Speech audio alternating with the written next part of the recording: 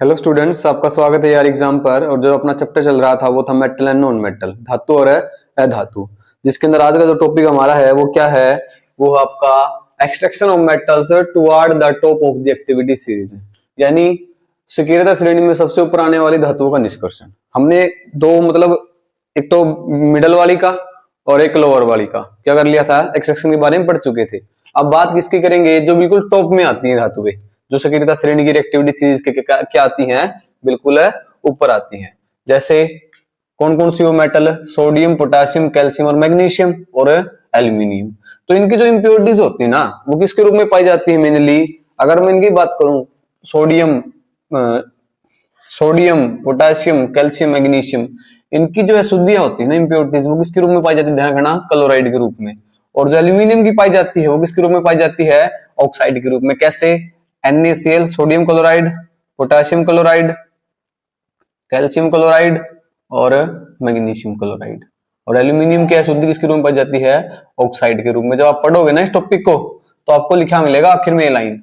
तो इनमें से अपने को क्या करनी है, प्योर मेटल निकालनी है बाहर, शुद्ध धातु को बाहर निकालना है। ठीक है, क्या लेनी है अपने को, शुद्ध धातु।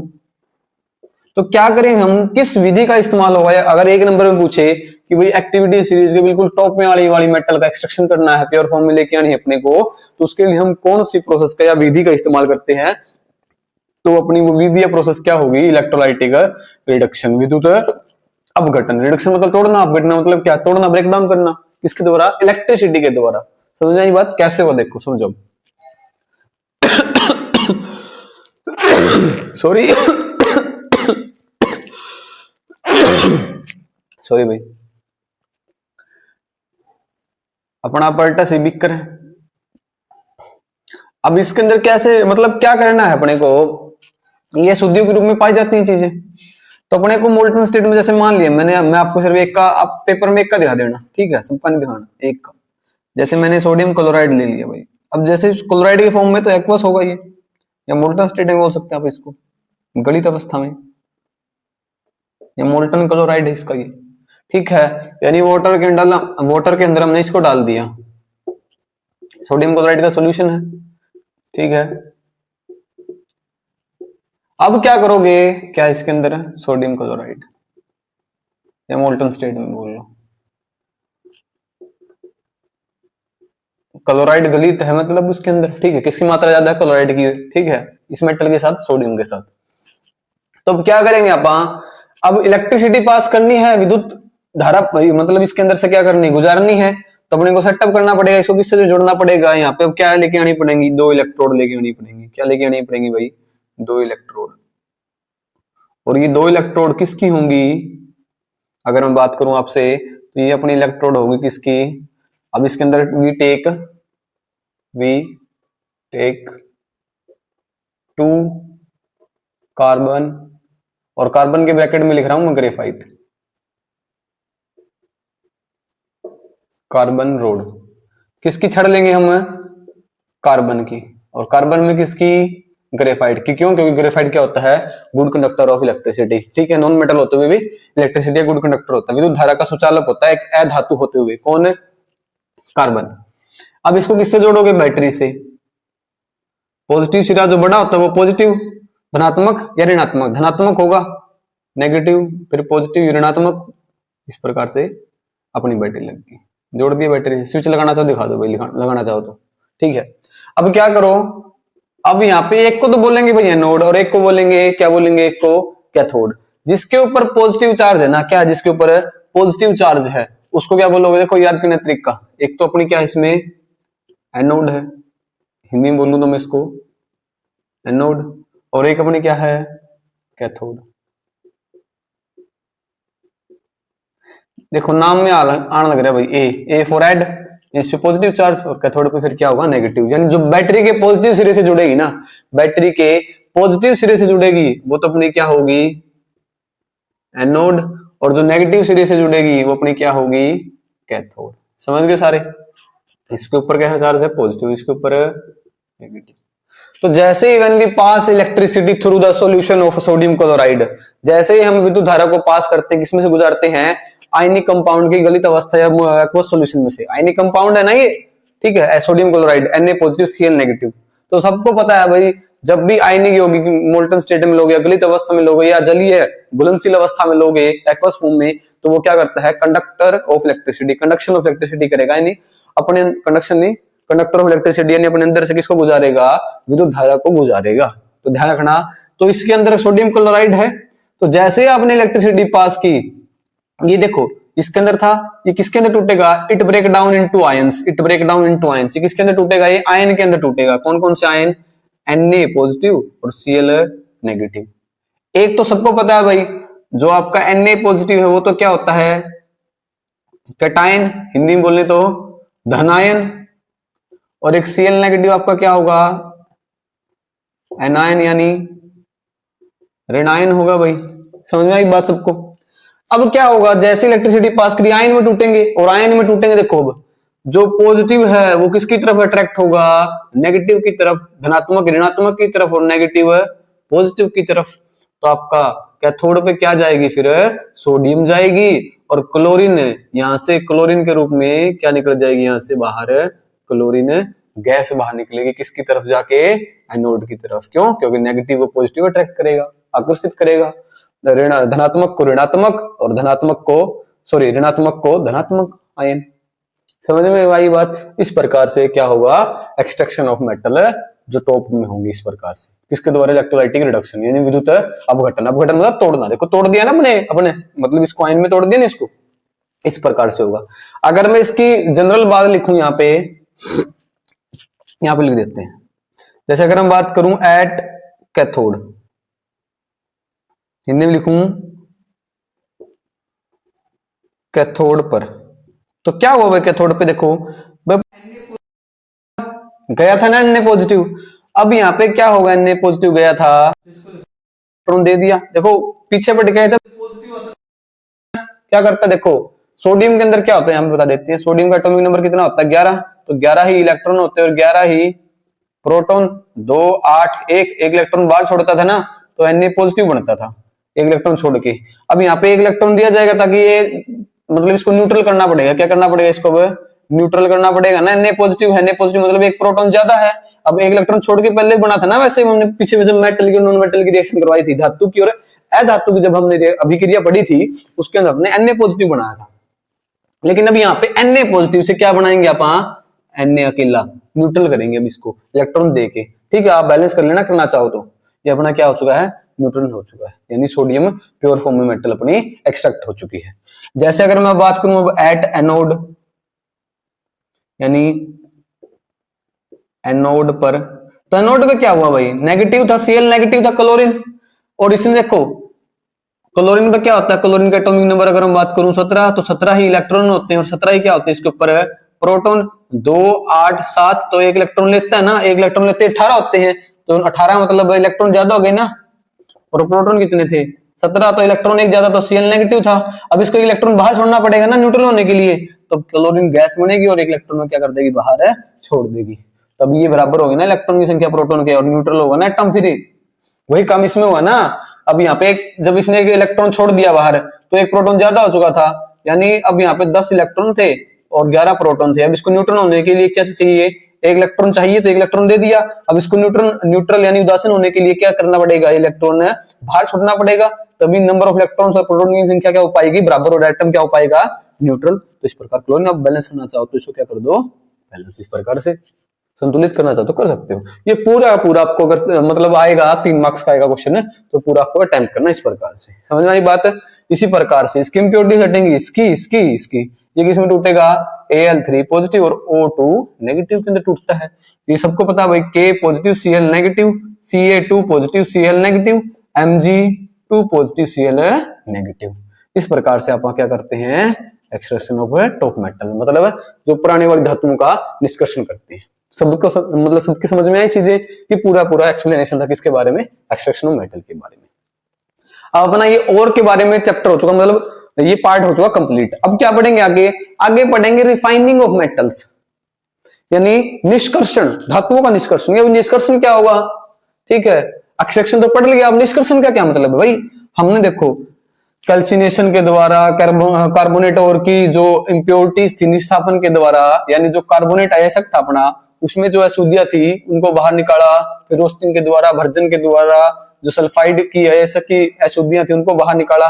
और किसमें कन्वर्ट करा था, किसमें कन्वर्ट किया था हमने उसको, ऑक्साइड में। और ऑक्साइड में कन्वर्ट करने के बाद फिर एक रिड्यूसिंग एजेंट लेके आए थे, और उस रिड्यूसिंग एजेंट के द्वारा, अपचायक के द्वारा क्या हमने क्या किया था, वहां से उसको हटा दिया था, ठीक है। और मेटल आई थी, लेकिन उस मेटल के अंदर भी अब भी कुछ ना कुछ इंप्योरिटीज रह चुकी थी, ठीक है। वो इंप्योरिटीज किसके फॉर्म में होगी, वो इंप्योरिटीज आपकी फॉर्म में होगी सैंड, यानी रेत या मिट्टी के रूप में। उन अशुद्धियों को बाहर निकालना ही क्या बोलेगा जाएगा, रिफाइनिंग। और उसी प्रोसेस को क्या बोलते हैं, गैंग्यू।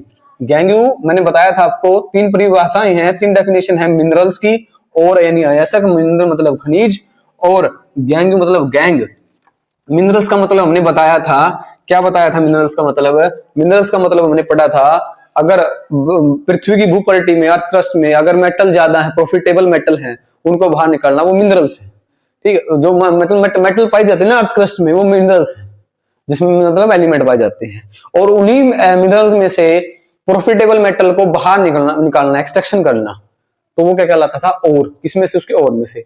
और बाद में और में से रिफाइनिंग करने के बाद, मतलब ऐसा कि में से अशुद्धियों को हटाने के बाद उसके अंदर कुछ अशुद्धियां और बच चुकी हैं, और वो अशुद्धियां क्या क्या होगी आपकी, रेत होगी या मिट्टी होगी।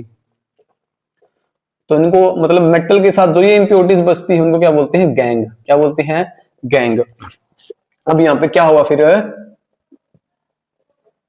Refining of metals. किसके लिए आमतौर पर ये इस्तेमाल होता है, मिडल मेटल, जो मध्य कर्मी धातु होती है ना, उनके लिए इस्तेमाल होता है। हिंदी में इसको क्या बोलते हैं, निष्कर्षण। किसका निष्कर्षण, धातुओं का। देख लेना भाई हिंदी माध्यम क्या हुआ इसमें, ठीक है। टॉपिक रिफाइनिंग ऑफ मेटल्स, ये इंपॉर्टेंट भी है भाई। यहां से 3 नंबर का क्वेश्चन बनेगा, आपसे डायरेक्ट पूछेगा कॉपर की। किसकी पूछेगा, कॉपर। जैसे आप एग्जाम एनसीईआरटी बुक के अंदर देखोगे ना, तो आप इसमें कॉपर का डायग्राम देखोगे साइड में। उसका ऊपर वाला मैंने डायग्राम नहीं था, लेकिन मैंने बनाया, आपको भी बनाना पड़ेगा, ठीक है। वो डायग्राम देख लेना भाई, वो डायग्राम आपको भी क्या करना पड़ेगा, बनाना पड़ेगा, ठीक है। देखो आगे, refining of metal. The metals produced by various reduction processes described above are not very pure. They contain impurities which must be removed to obtain pure metal. The most widely used method for refining impure metal is electrolytic refining. और जो method use करेंगे वो क्या हुआ, electrolytic refining होगा। इसमें मैं metal बता देता हूँ आपको, इलेक्ट्रोलाइटिक रिफाइनिंग में हम क्या क्या इस्तेमाल करेंगे, कौन कौन सी मेटल है। सबसे पहले मेटल किस का रिफाइनिंग होगा, कॉपर, जिंक, ठीक है। कॉपर, जिंक, टिन, टिन का सिंबल क्या होता है, एसएन, निकेल, एनआई, और सिल्वर, गोल्ड, एजी और एयू, ठीक है। नीचे वाली मेटल आ चुकी है इसके अंदर साथ में, ठीक है। इनका सच मेटल्स, ये मेटल है। देखो भाई समझो, जैसे इसमें आमतौर आपसे किसका पूछेगा, आपको मतलब कॉपर का ही पूछेगा, ठीक है। इसका खासकर कैसे हुआ, मतलब आपको कैसे लिखना है। अब प्रोसेस का कौन से भी मतलब विधि का इस्तेमाल करेंगे, प्रोसेस इलेक्ट्रोलाइटिक, वहां पे रिडक्शन था, यहाँ पे क्या है, रिफाइन करना, तो इलेक्ट्रोलाइटिक रिफाइनिंग। विद्युत, विद्युत निष्कर्षण, ठीक है। इसके द्वारा क्या होगा, मतलब अब क्या करेंगे, इन अशुद्धियों को मतलब बाहर निकालने का काम करेंगे। अशुद्धियां क्या है, ये रेत है, सोयल है, या कुछ और थोड़े बहुत एलिमेंट होंगे इसके अंदर। तो कैसा पल्टस होगा इसका, जैसे मैं इलेक्ट्रोलाइटिक रिफाइनिंग किसकी बात करेंगे, यहाँ पे कॉपर की, ठीक है। कॉपर में से इंप्योरिटीज को बाहर निकालना है, अशुद्धियों को बाहर निकालना है, ठीक है। वही काम इसमें भी होगा भाई, लेकिन इसमें उससे डिफरेंट है, थोड़ा सा डिफरेंट है बस। वो क्या, कैसे डिफरेंट आपको बताया जाएगा। देखो इसके अंदर सॉल्यूशन किसका लेना है, विलयन किसका लेना है, वो बताया जाएगा आपको, ठीक। और कैसे होगा देखो,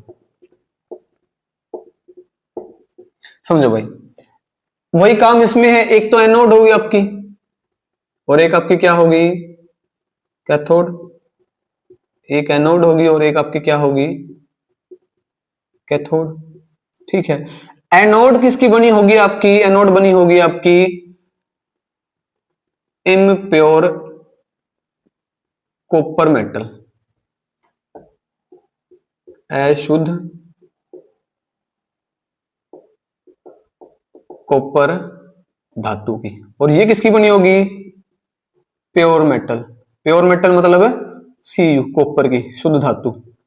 जिसका भी करना आपको, जैसे इम्प्योर मेटल कौन सी भी हो सकती है, मैंने कॉपर के लिए बता रहा हूं आपको। शुद्ध धातु कॉपर का तो कॉपर का, ठीक है। कैसे होगी? अब इसकी जो रोड लेनी ना, इसकी रोड वो तो लेनी है थिक। कैसी छड़ लेनी है? इसकी जो छड़ लेनी है वो कैसी लेनी है? मोटी। क्यों मोटी लेनी है? क्योंकि इस पे अशुद्धियां हैं।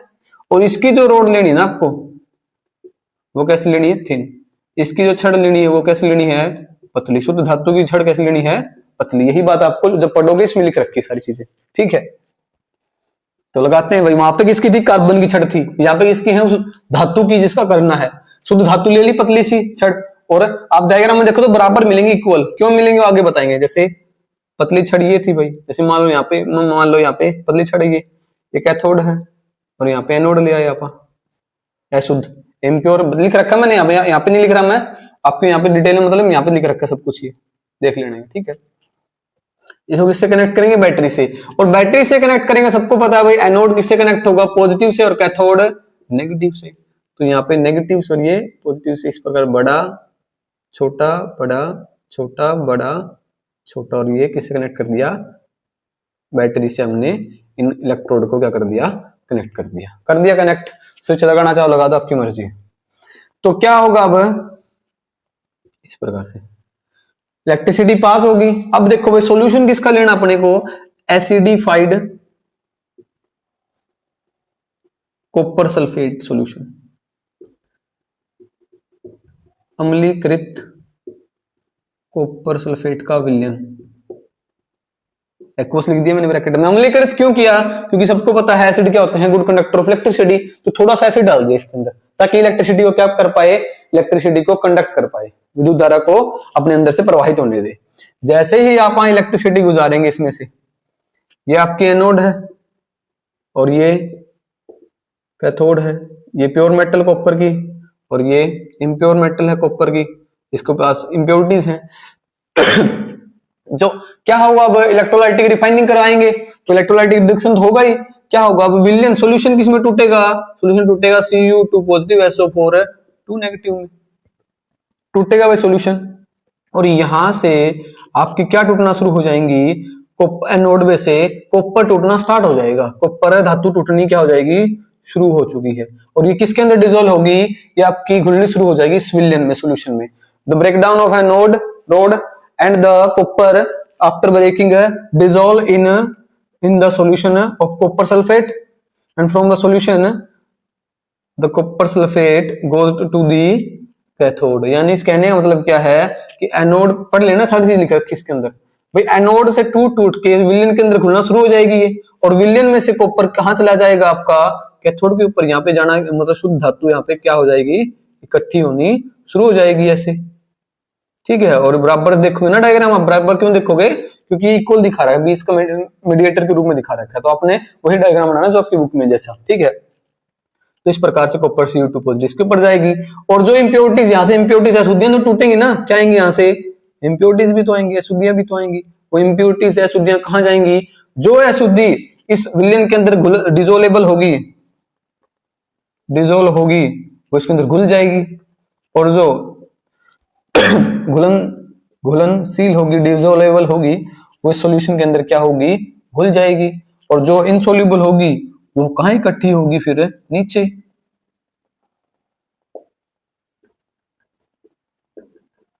अशुद्धियां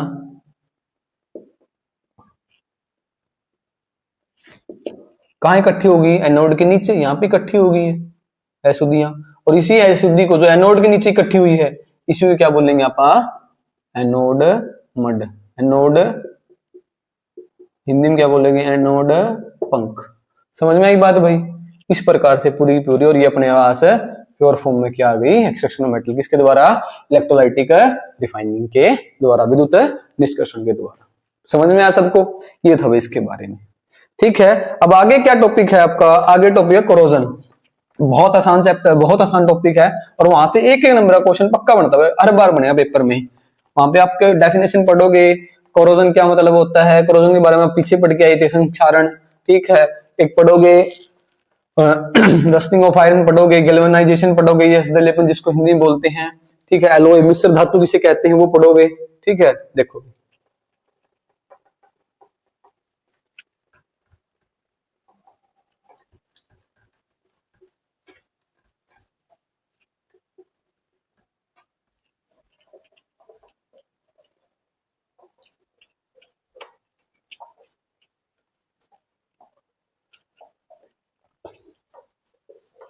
देखो मैं आपको शॉर्ट फॉर्म में करवाऊंगा, ठीक है, वो सारा का सारा, क्योंकि आप आसानी से पढ़ लोगे, बहुत आसान चीजें लिख रखी हैं। कोरोजन,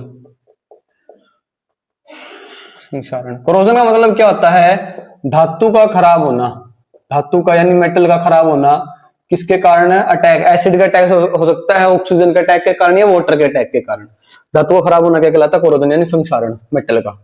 अब इससे बचने के लिए फिर आगे क्या पढ़ोगे, प्रिवेंशन पढ़ोगे,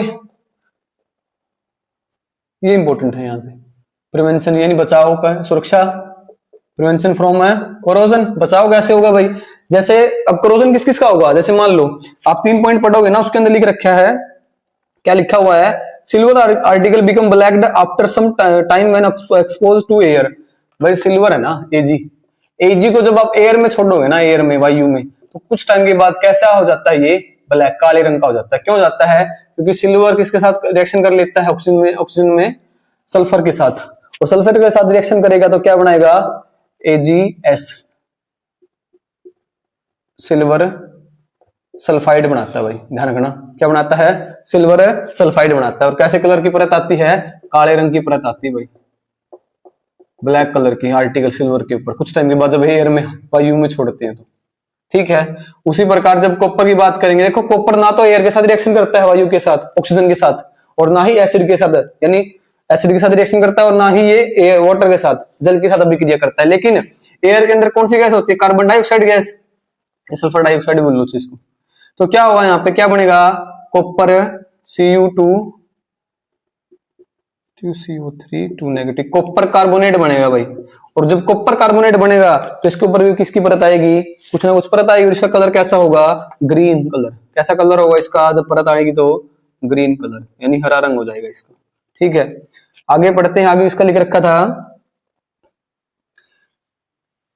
आयरन आर्टिकल, पर जब भी लोहे को किसमें एक्सपोज करोगे, एयर में, और साथ में ह्यूमिड यानी वाटर मिलेगा, तो क्या बनेगा, आयरन का ऑक्साइड बनेगा। और कैसी कलर की परत आती है, रेडिश ब्राउन, भूरे और लाल रंग की परत आ जाती है, किसके ऊपर है, आयरन ऑक्साइड, धातु मतलब लोहे का जो ऑक्साइड बनेगा ना, वो कैसे होगा, आगे पढ़ेंगे। इसकी रिएक्शन है जैसे इसकी, कैसे है, Fe ऑक्सीजन प्लस H2O, क्या बनेगा, Fe2O3.XH2O, यही क्या होती है, यही आपकी होती है रस्टिंग ऑफ आयरन। इसी को क्या कहते हैं, लोहे को जंग लगना, ठीक है, रस्टिंग ऑफ आयरन यही होती है भाई आपकी। जब भी आप एयर के या थोड़ी सी ह्यूमिड यानी वाटर के रूप में जब इससे रिएक्शन करेगा तो इसको खराब डैमेज करेगा, रेडिश ब्राउन कलर की परत आएगी ना, आयरन ऑक्साइड बनेगा, ये आयरन ऑक्साइड, और प्लस में किसके क्रिस्टल होते हैं, वाटर के। इस प्रकार से होता है कोरोजन के बारे में।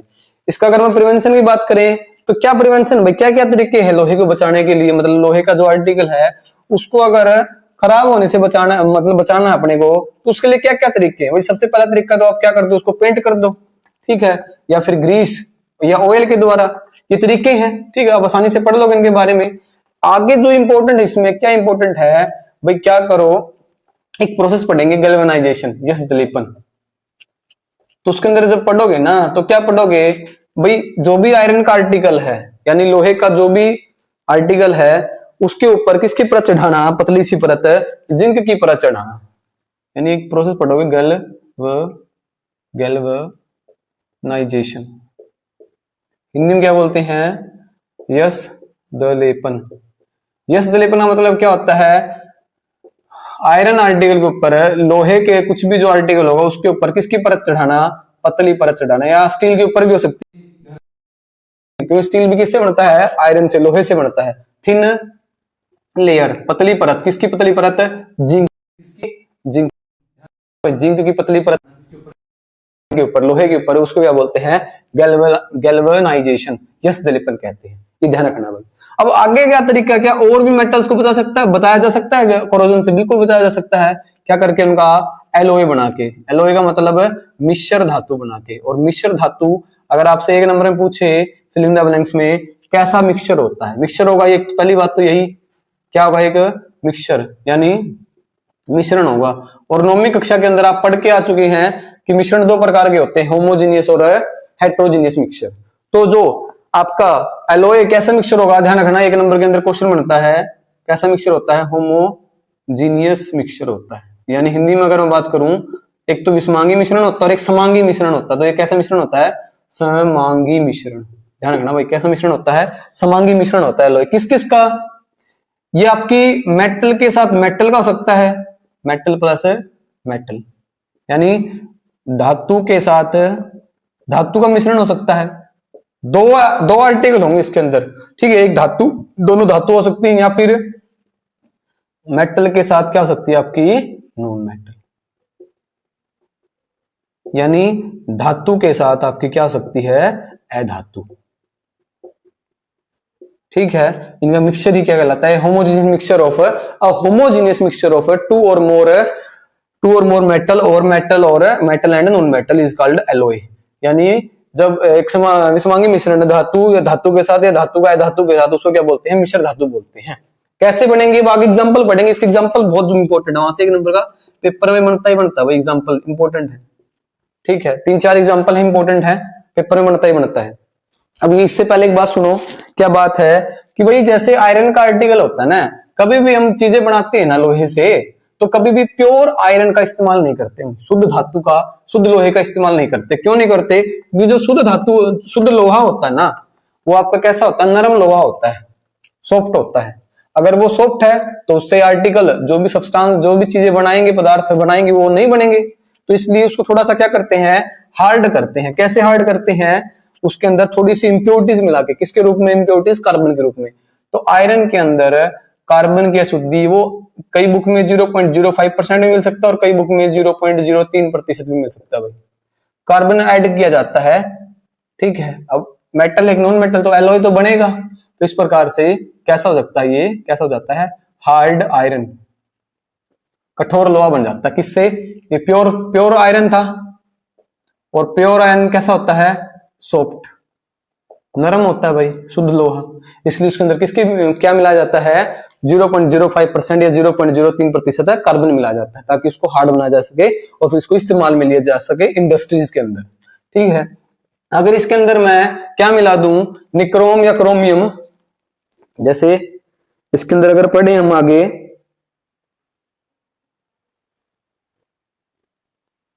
When iron is mixed with nickel and chromium, अगर हम इसी के अंदर निकेल और क्रोमियम, Cr क्रोमियम होता है भाई, निकेल Ni होता है, ये मिला दिया जाएगा, तो ये क्या बन जाएगा? स्टेनलेस स्टील बन जाता है भाई। घड़ी के ढक्कन देखा ना, पीछे घड़ी मानते हैं, रिस्ट बैंड, रिस्ट वॉच, कलाई की घड़ी, उसके पीछे ढक्कन लगा होता है ना, उसके ऊपर लिखा होता है स्टेनलेस स्टील। ठीक है, इसको कभी भी रस्ट नहीं लगा, आयरन को इसको मतलब जंग नहीं लगता भाई, इसको रस्ट नहीं लगता। इस प्रकार से पूरा तो ये एलॉय है एक प्रकार से, ये पूरा। ठीक है, अगर मैं कुछ एलॉय की बात करूं, जैसे एक एलॉय होगा ब्रास, ठीक है, एक होगा ब्रोंज, एक आपका होगा सोल्डर, इसको हिंदी में सोल्डर बोलते हैं, इसको कांस्य, इसका देख लेना भाई, तांबा होता है, पता नहीं क्या होता है। अगर कॉपर के साथ जिंक मिलाया जाएगा तो क्या बनेगा? ब्रास। अगर कॉपर के साथ टिन, SN क्या होता है? टिन, SN क्या होता है भाई आपका? टिन, तो क्या बनता है? ब्रोंज। अगर लेड के साथ टिन मिला दिया जाएगा तो क्या बनता है? सोल्डर। और इसका इस्तेमाल किसमें होता है?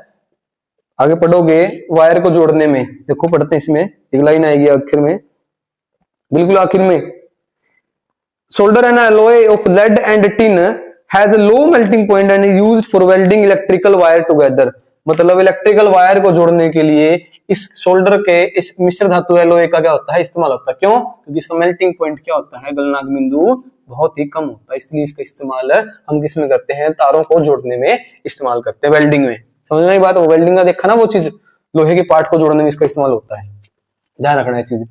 अगर मैं एक छोटा सा टॉपिक रहता है, डू यू नो के अंदर है, वो क्या रहता है भाई, कभी भी है ना सोने के आभूषण बनाते हैं, लेडीज पहनती है ना ऑर्नामेंट्स, ज्वेलरी, तो कभी भी 24 कैरेट के नहीं होते। क्यों नहीं होते 24 कैरेट के? क्योंकि वो जो 24 कैरेट का जो सोना होता है ना वो सॉफ्ट होता है। इसमें लिख रखा है pure gold known as 24 carat gold is very soft, it is therefore not suitable for making jewellery, it is alloyed with either silver or copper to make it hard. Generally in India 22 carat gold is used for making ornaments. It means 22 part of pure gold is alloyed with 2 part of either copper or a silver. तो क्या होता है भाई, जब भी आप कभी भी सोने की मतलब ज्वेलरी की दुकान पे जाते हो, तो जब भी आप सोना खरीद के लेके आते हो तो वो कभी भी 24 कैरेट का नहीं होता। वो जो आभूषण खरीदते हो वो कितने कैरेट का होता है? 22 कैरेट का। क्यों? क्योंकि 24 कैरेट का सोना जो गोल्ड होता है AU, वो क्या क्या होता है? सॉफ्ट।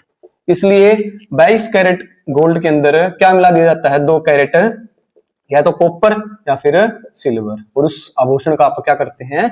इस्तेमाल करते हैं ज्वेलरी का, ऑर्नामेंट्स का। ठीक है, ये था अपना चैप्टर, और चैप्टर हो चुका अपना कंप्लीट। आगे चैप्टर की बात करेंगे फिर, लास्ट चैप्टर जो बचेगा आपको केमिस्ट्री का, वो क्या है? Carbon and its compound. Next मतलब लेक्चर के अंदर उसकी बात करेंगे। तब तक के लिए जय हिंद, जय भारत, धन्यवाद।